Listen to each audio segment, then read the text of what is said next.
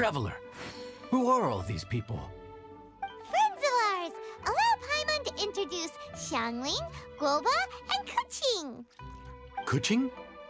Of the Qixing? She's Hi. It's not that. I'm just your typical commoner. I've never met someone as high up as the Yuheng before in my whole life. Look at that strong body, those powerful hands, and honest eyes. This guy must be a really great chef. So, is there something I can help you with? You've come a long way out to end up at Wangshu Inn. Let me fill you in. Ah, okay. I see.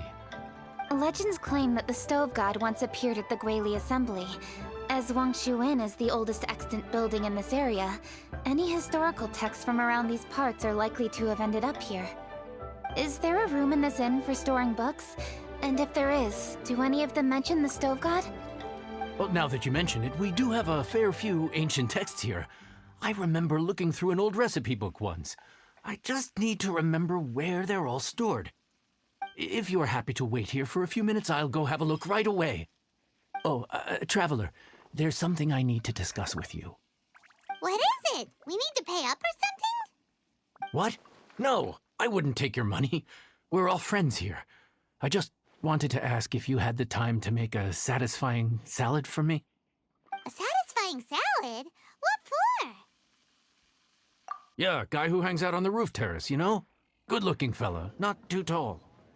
Shh! Don't you think he can hear you? Oh, right. Yeah, maybe. Anyway, you know who I mean. The boss told me to take care of him, but this guy, let me tell you, he is one tough nut to crack. He usually turns his nose up at everything that isn't almond tofu. But the boss tells me you once made him a satisfying salad, and it all went down so well. So I was thinking, could you teach me how to make it too? That way, I'll have something else in my arsenal. Oh, so this is for show! You guys really look after him, huh? Well, that's life, right? You gotta look out for your own people. All right then, wait right here. I'll be just 1 minute. Clock is ticking! 59, 58... Sorry for the trouble, Traveler. Okay. Here you are. Thank you ever so much. While Kuqing's reading her book, let's make that satisfying salad. Xiangling, what are you gonna do? I'd love to come watch too, but I don't want to get in the way, so I'll just stay here with Kuqing. Okay, shall we go then? Go ahead and get started. I'll just watch from over here. I only need to watch you make it once to have it committed to memory. That should do it.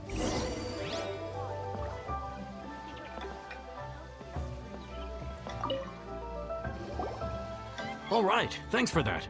I think I've got it now. You got all the steps down, right? Of course. Don't forget, I am the best chef around these parts. Let's go see what Kuqing and Xiangling are up to. Kuqing, Xiangling, we're back! You finished cooking? Good timing. We finished our reading too. And? Useful? Or no? Useful. There is a passage concerning the Stove God, and it's not what we were expecting. I quote, 60 miles to the northwest is the Guili Assembly. Many were settled there, where they hunted in groups, farmed the land, and made their living from what the soil yielded. When the Stove God descended, one god became many, all of which were the height of children. As does a star when it descends into the world, so the Stove God went out among the common folk and taught them to create fire. With fire, the people at last learned to make hot food, and they dined on rice congee and cooked meat thereafter. This is a radically different account from the one given in Demystifying the Legends of Liyue, and also a conflicting one. One god became many? Does that mean there was more than one stove god? Taking the text at face value, that is what it says. Went out among the common folk and taught them to create fire. So did the stove god really go and teach people how to cook firsthand?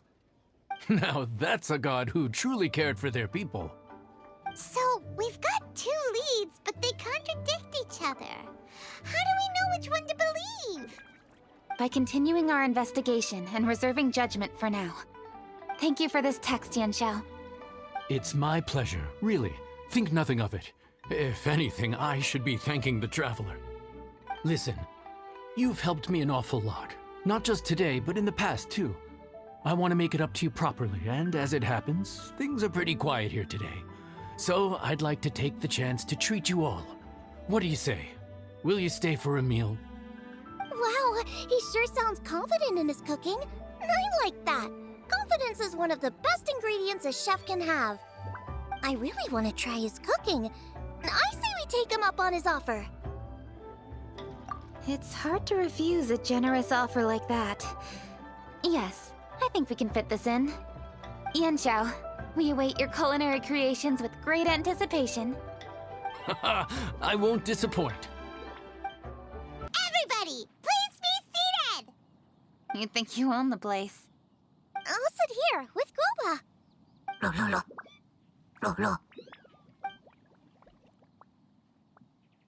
Here we are. That's everything you ordered. It all smells amazing! I think I've met my fellow finalist. It smells beautiful! Strange. I never would have guessed that such a gifted chef worked here. This inn isn't particularly known for its food. Everyone likes a good meal, whether they're staying the night or just stopping by for a bite. We call it an inn, but the fact is it's much more than that. We have to cater to all aspects of daily life to make this a true home away from home. Please enjoy your meal at your leisure. I should get back to work now. Yanxiao, are you taking part in this year's Masterful Chefs? Huh?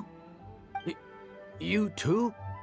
Yup, I've signed up already, and I've got my eyes on the prize. Your cooking's delicious, Yanxiao. I'm really looking forward to seeing you in the final. Huh. Interesting.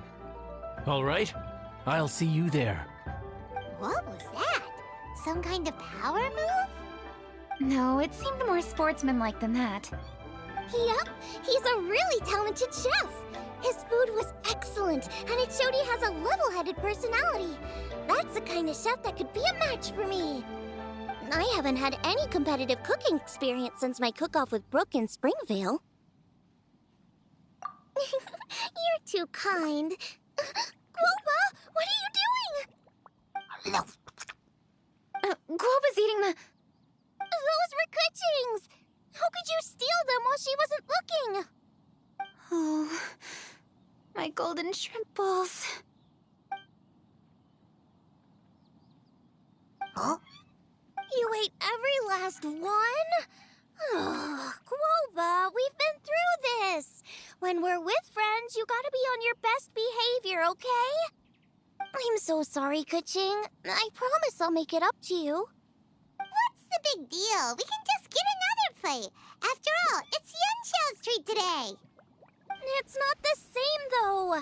The moment's gone. Sure, you can eat something else, but you can never go back and change the feeling of despair as your food is snatched away from right under your nose. The dining experience is a trinity of emotion, food, and atmosphere, and you've got to have all three to make it work. I have to say, now that you mention it, that is a very accurate appraisal of the situation. I'm gonna make it up to you, Kuching. Is there anything you want to eat? Anything at all. Whatever it is, I'll make it for you. I don't have high hopes for this, but equally I don't want her feeling guilty. Okay, I'll let her do this for me. If you insist, there is one dish that perhaps you could try making for me. It's an old recipe from my grandfather's notes. No problem. May I see it? I'll get it to you when we're back in Liyue Harbor. Traveler, have you finished eating? Before we do anything else, let's head back to Liyue Harbor. I need to fetch something. I need to go home to fetch my grandfather's notes. Let's meet at Wanman Restaurant later. Great! I'll go get everything ready. Traveler, what about you? Are you gonna do your own thing for a while, or do you want to come in and have a seat? I actually have something to discuss with him. You go ahead. We'll join you later. Okay, gotcha. Traveler, come here for a moment. I need your advice on something. What do I need to do to get along with Xiangling? Seriously? That's what's stressing you out? What's so strange about it? Why are you looking at me like that? You're super smart, and you're always so sure of yourself. Paimon thought you'd never need advice from anyone about anything. Well, that's just ridiculous. Xiangling's always so warm and friendly with me. This time especially. And now she's desperate to do me a favor. So, is that supposed to mean... we're friends already? I'm just not used to dealing with people who are so warm right from the get-go.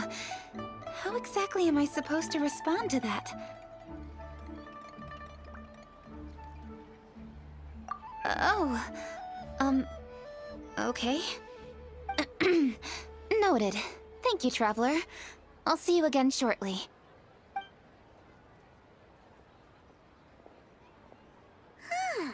What's making Kuching so self-conscious?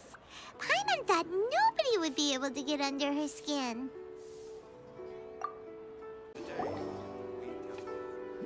Hey, we're here! Hey, grab a seat. I'm just running through my ingredients to see what I'm missing.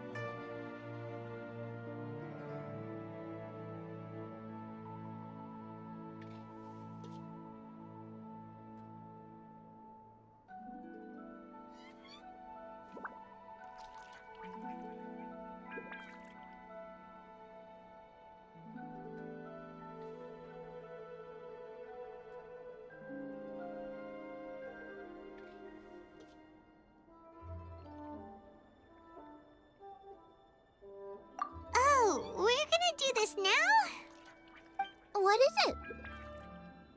But this is your idea! Why you gotta dump it on Paimon? Ugh. Okay, so back at Longshu Inn, we noticed you and Kuching were getting along pretty well. So you really like hanging out with her, huh? Yup. Kuching's good-natured and easy to be around. The kind of person everyone wants to know, right? You're a braver person than Paimon. The first time we met Kuching, Paimon found her pretty intimidating.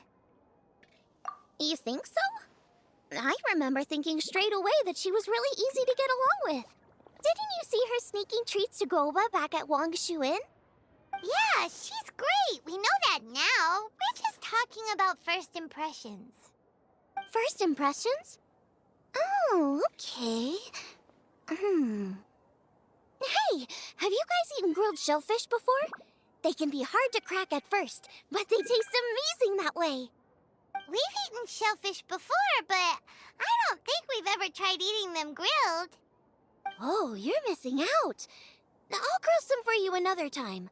But anyway, Kuching's like a shellfish. Maybe a little closed off at first, but once you get to know her, she's got a soft and squishy side too. Not to mention that even after her favorite food was stolen away, she was still happy looking after Guoba. I'm really grateful for that. You make a good point. You know, Xiangling's intuition for people seems really spot on. Is that why she took a liking to Kuching so quickly? All right, let's see. We're okay for carrots and crab, and we still got some ham and mushrooms. I wonder what Kuching's recipe is gonna be. Huh? What was that noise? What's going on? What the? That bird is huge! Ah, it's the ladybird! Excuse me, one shall not be addressed in such a manner. One shall be known as Adeptus, whose name, should you care to mention it, is Cloud Retainer. Cloud Retainer. That does sound like an Adeptus name. Well spoken. One shall let this young lady's enlightened words atone for the ignorant ones of her friend. A while it has indeed been, traveler. Does one surmise correctly that you hasten hither to partake in the Moon Chase Festival? Ah, so even the illustrious traveler has been summoned to attend the Moon Chase Festival. As expected, this year's theme stands proud against the test of public scrutiny. The theme? You mean Feast of the Bounteous Land? The very same. Moon Chase Festival falls during the season when many cooking ingredients are ripe. Hence, it is a fitting time to enjoy the finest of foods. One noticed the relative pomp and ceremony with which this year's affairs are being conducted, and could not abide to stand idly by.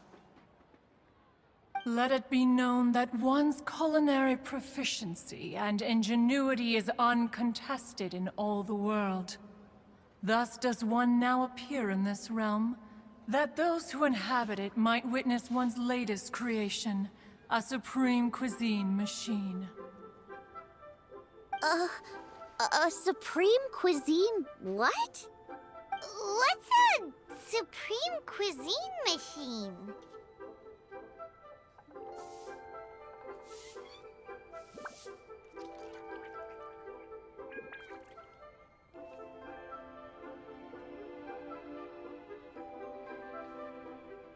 Patience. One's purpose here today is to meet and to greet. Nothing further. All shall be revealed before your very eyes when the time arrives. Traveler, you are one who has witnessed much of the culinary world. When the day comes, one would be most pleased to see you in attendance, offering your most vociferous ovations. Oh, so we're officially invited? That which is implicitly understood needs not be made explicit, let alone official. I shall say no more and dwell here no longer. Await my word. Be there or beware. This bird always disappears just as quickly as she shows up. Oh, wait, not bird, Adeptus. Hey, wait! Isn't she technically an illuminated bird, though? She seemed like someone very prestigious and very talented at cooking. She definitely loves her food. What are you all huddled together over here for? The Adeptus left already. Yay! Kuching's back! Sorry I kept you waiting, Xiangling. This is the recipe from my grandfather's notes. They're not in the best condition, so rather than bring them out of the house, I just transcribed the recipe. Unfortunately, the texts my grandfather worked with were very old, usually faded, damaged, or both. Some parts are missing from this recipe, too. Do you think you'll still be able to work with it? Oh, okay. Let me take a look. Give me some time. I need to look into it. Sorry for the trouble. Oh, you're all here? That voice sounds familiar. Sorry to interrupt your conversation. I was in the area buying a few things, and I heard the disturbance, so I felt compelled to come take a look. You mean Cloud Retainer? I saw her too. She just suddenly showed up right in the middle of the street. Whatever adeptal power that was, she certainly knows how to make an entrance. Lady Kuching, you saw her too? Do you, have a moment? I need to discuss something with you. What is it, Ganyu? Has something urgent come up while I've been out? No, it's nothing work-related. I wanted to ask about, something personal. Is that okay? A personal matter? Involving me? Surely I haven't done anything improper recently, have I? Please, Lady Kuching? This is really important to me. Oh, okay. I noticed Cloud Retainer was here for quite a while. Did she say anything about... me? When I was young? About your childhood? No, nothing at all. What? Really? Whew. Thank goodness. I was getting really worried. Once she gets talking to people, she tends to go off on all sorts of tangents. so I was worried she might have bored you with some stories about me.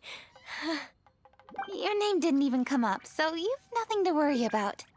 Kuching, how are you not asking a bunch of questions right now? There's obviously some juicy gossip here. Aren't you curious to find out what it is? Please, no, don't do that to me. Of course not. Whatever it is, I'm not curious and I'm not going to ask. If Ganyu has a secret and she wishes to keep it that way, nobody should make it their business to try and get it out of her. That's just basic decency, is it not? Yes, ma'am. Paimon will never bring it up again. Kuching, thank you. You're so kind and considerate. I've always seen that in you. What's that got to do with... Honestly. Go on, you should be getting back now. Oh my, you're right. I should. Okay, everyone. Please excuse me. I should get back to work now. Take good care of Kuching for me. Hey, what are you trying to say? Don't worry, Ganyu. We will. Thanks. Hope to see you again soon.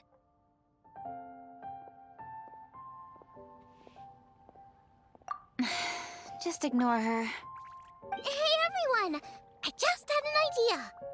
It only occurred to me when that Adeptus showed up. Do you think the Stove God could be an Adeptus too? Ooh, could be. I don't want to assert either way, but it seems highly likely. In that case, we should go ask the Adepti about it.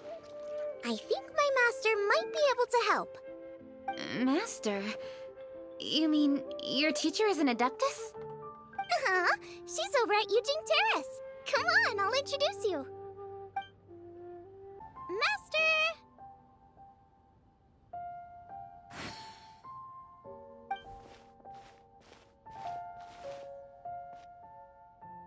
Oh! Hello, Xiangling. Madam Ping is Xiangling's master? I did not expect that.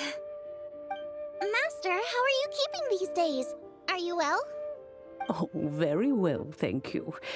What a surprise it is that you all had the time to come and visit me today. Hello. Master, we came here because we have a question for you. Do you know about the Stove God? Of course I know the Stove God. Does this mean you know them personally? Ah, I see. It's the Moon Chase Festival, isn't it? How interesting.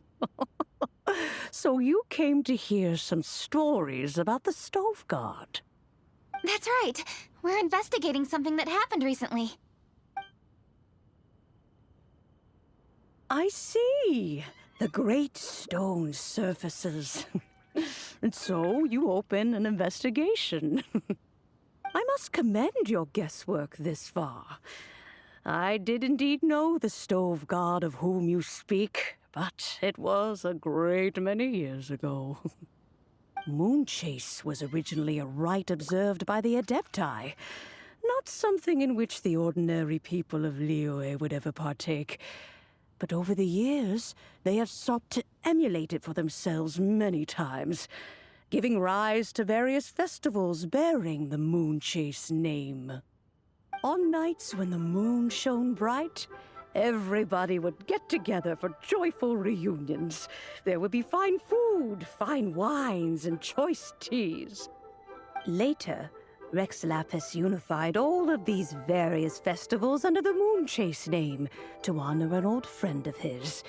In short, the heavens were our witness as we vowed to the moon to come together in joyful solidarity, to remember the past and reflect upon the present.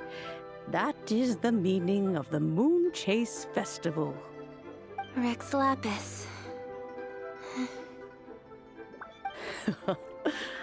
That friend made many contributions to Liyue, and Rex Lapis would not have them go unrecognized.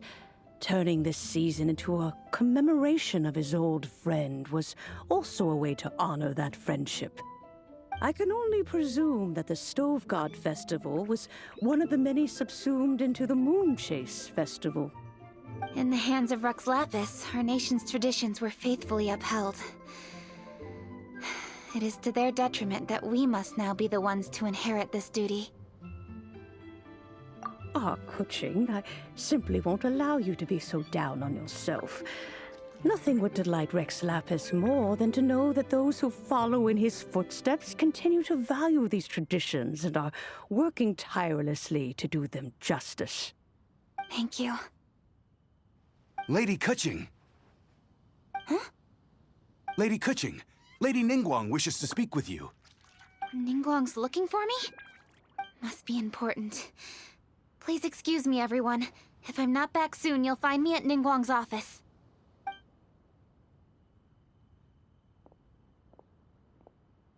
There she goes. Kaching's a lot more serious when she's got her work face on. Do you want to know who Rex Lapis's friend was? Oh! Paimon does! Yes, precisely. There are few genuine coincidences in the world. The story of the Lost Festival and the old friend are indeed one and the same. The Stove God was a good friend of mine, too. What a pity it is that the god is now gone both from the world and from people's memories. How could that happen? It is to everyone's regret that the Stove God passed. But gods cannot be fully destroyed, and we made a pact to wait until the land became fruitful once more. For perhaps the Stove God would then return, albeit in a new form. Really? Master, you must miss the Stove God a lot, right? From the way you talk about it all, it sounds like you were the best of friends. Yes. Thinking back on it all, there are many fond memories. I'm pleasantly surprised to find that Kuching is investigating this. She is a tenacious child, and anything she sets her mind to, she will diligently pursue. It warms my heart and makes me want to give her a helping hand. Unfortunately, however, I cannot simply give her the answer, for the process is of great importance to her. Kuching's grandfather once researched the Stove God, and now she follows in his footsteps. Since Kuching has inherited this conundrum, so too she must inherit the journey to its resolution. You knew Kuching's grandpa? Of course. I count all the people of Liyue among my good friends. I remember when he was the same age as Kuching is now. So young. Grandparent and grandchild are definitely made from the same mold. Both diligent enough to take on anything and bold enough to see it through to the end. I like to think of Liyue as my own little potted plant. I've watched it grow and blossom, and it grows more beautiful all the time. In the blink of an eye, the buds of yesterday are in full bloom today. It's wonderful to see. For new blossoms must bloom on the branches if the tree is to remain evergreen and ever young. My dears, you are absolutely right to focus your investigation on the stone. It is, as you suppose, the lost statue of the Stove God, and within it lie all the answers that you seek. I should like to see the stone for myself if you would lead me to it. Perhaps the truth will emerge even as we watch on.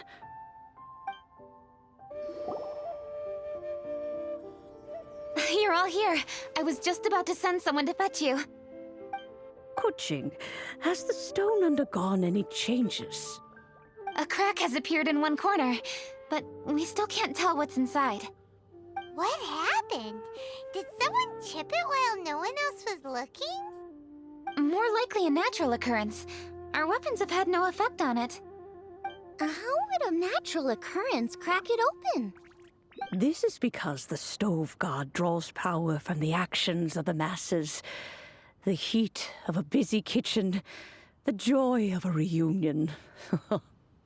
Keep up the good work, and the truth will rise to the surface soon enough. All the books say the stove god is the deity of food.